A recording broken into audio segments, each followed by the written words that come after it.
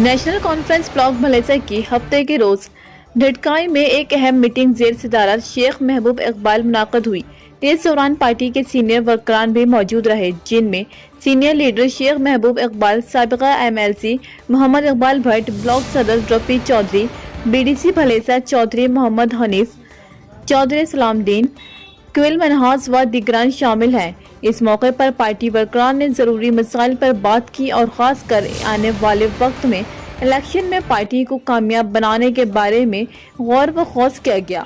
इस दौरान शेख महबूब इकबाल ने पार्टी में शामिल हुए नए लोगों को मुबारकबाद पेश की और तमाम वर्करान को पार्टी को जमीनी सतह पर मजबूत बनाने पर खास जोर दिया।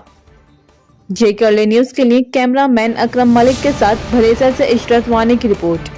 देखिए, जब भी जम्मू कश्मीर पे कोई मुसीबत आई है तो उस वक़्त NC एक वाहिद जमात है जिसने उस मुसीबत से जम्मू कश्मीर को निकाला है।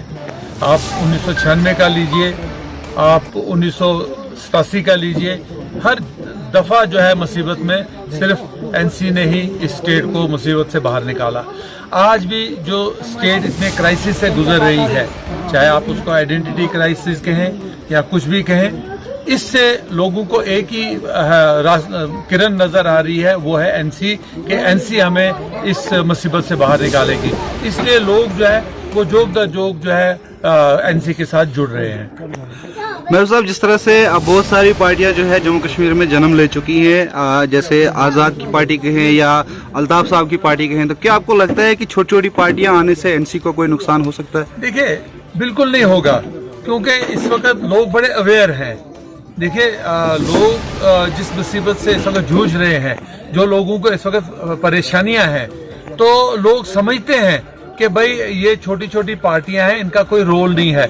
अगर कोई 1 या 2 सीट ले भी लेता है तो उसका क्या रोल बनता है गवर्नमेंट बनाने में? कुछ नहीं। तो एक स्टेबल गवर्नमेंट अगर लानी है यहाँ पे जम्मू कश्मीर में, जो लोगों के दुख दर्द को समझे, दुख दर्द को दूर करे, तो उसके लिए एक मेजॉरिटी गवर्नमेंट का आना जो है वो जरूरी है। और लोग समझते हैं कि ये छोटी छोटी जो छोटे छोटे प्लेयर्स जो आ रहे हैं, ये वोट बांटने के लिए आ रहे हैं, इनका और कोई मकसद नहीं है। तो इसलिए लोग जो है वो लोगों ने अपना एक माइंड बनाया हुआ है कि हमने एक स्टेबल गवर्नमेंट जम्मू कश्मीर में लानी है जो हमें इस क्राइसिस से निकाले। सर, आप क्या मैसेज देना चाहेंगे NC पार्टी की तरफ से? आवाम को क्या मैसेज देना चाहेंगे आप अपनी तरफ से?